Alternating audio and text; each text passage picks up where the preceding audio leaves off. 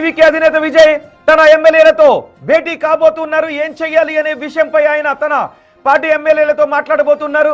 కొద్దిసేపటి క్రితం గవర్నర్ కార్యాలయానికి వెళ్లిన టీవీకే అధినేత ఇప్పుడు బయటకు వచ్చిన తర్వాత తన ఎమ్మెల్యేలతో మాట్లాడబోతున్నారు. విజయ్ అభివాదం చేసుకుంటూ వెళ్తున్నారు. ఎలాగైనా ఈ క్లిష్ట పరిస్థితుల నుంచి గట్టెక్కుతాము అనే విషయం గురించి తన కేడర్కి నమ్మకాన్ని కలిగిస్తున్నారు. అదే సమయంలో రాజ్యాంగ నిపుణులతో కూడా మాట్లాడుతున్నట్టుగా తెలుస్తోంది. ఇలాంటి సంక్షోభ పరిస్థితి నుంచి ఏ విధంగా గట్టెక్కాలి, ఉన్న ఆప్షన్స్ ఏంటి, ఒకవేళ గవర్నర్కి ఇచ్చే లేఖలో పూర్తి మెజార్టీ లేకపోతే ఫ్లోర్ టెస్ట్ వరకు గవర్నర్ మనల్ని ప్రభుత్వ ఏర్పాటుకు ఆహ్వానించడానికి ఉన్న లీగల్ అవకాశాలు ఏంటి, గతంలో కోర్టులు ఇచ్చిన తీర్పులేంటి, ఇలాంటి సందర్భంలో గవర్నర్ గతంలో తీసుకున్న చర్యలేంటి, అవి న్యాయస్థానాల్లో ఏ విధంగా నిలబడ్డాయి అనే అంశం గురించి కూడా ఒక team, legal team, Vijay legal team దీనిపైన కసరత్తు చేస్తూ ఉంది.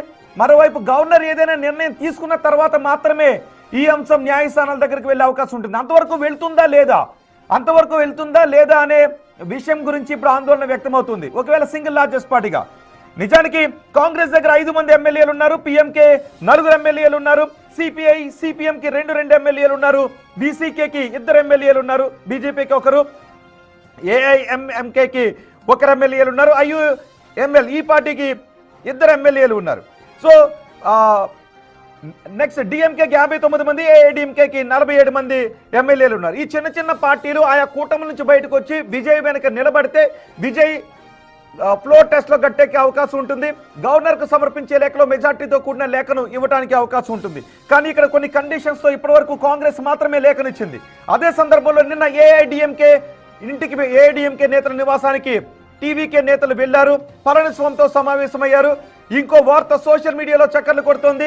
ఏఐడిఎంకే విజయ్కి 1 గంట వరకు డెడ్ లైన్ విధించింది.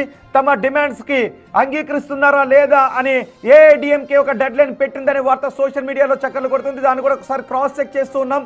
ఎందుకంటే ఇలాంటి సందర్భంలో కొన్ని వాస్తవాలు ఉంటూ ఉంటాయి, కొన్ని ఊహాగానాల చక్కర్లు కొడుతుంటాయి. అందుకే బిగ్ టీవీ వాస్తవాలను తెలుసుకునే ప్రయత్నం చేస్తోంది. అసలు ఆయా పార్టీల క్యాంపులలో ఏం జరుగుతుంది అనే విషయాన్ని బిగ్ టీవీ ఆ నేతలతో మాట్లాడి తెలుసుకునే ప్రయత్నం చేస్తుంది. ఇప్పటి వరకు టీవీకే అధినేత దగ్గర మెజారిటీ సంతకాలతో కూడిన లేఖ లేదు అనే విషయం పై క్లారిటీ వస్తుంది. మరి ఇప్పుడు గవర్నర్కి ఇచ్చిన లేఖలో మెజార్టీని ఏ విధంగా చూపిస్తున్నారు, సింగిల్ లార్జెస్ట్ పార్టీగా తమకు అవకాశాన్ని ఇవ్వాలని కోరుతున్నారు. గవర్నర్ నివాసం దగ్గరికి వెళుతూ ఉన్నప్పటి దృశ్యాలవి మీరు బిగ్ టీవీ స్క్రీన్ పైన చూస్తున్న దృశ్యాలు, గవర్నర్ కార్యాలయానికి విజయ్ వెళ్తున్నప్పటి దృశ్యాలు.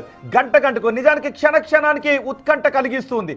ఈ సంక్షోభం నుంచి తమిళనాడు ఏ విధంగా గట్టెక్కబోతుంది, తమిళనాడులో ఏం జరగబోతుంది, టీవీకే ఈ సంక్షోభాన్ని నుంచి గట్టెక్కడానికి ఏం చేయబోతుంది అనే విషయంపైనే ఉత్కంఠ కనిపిస్తూ ఉంది.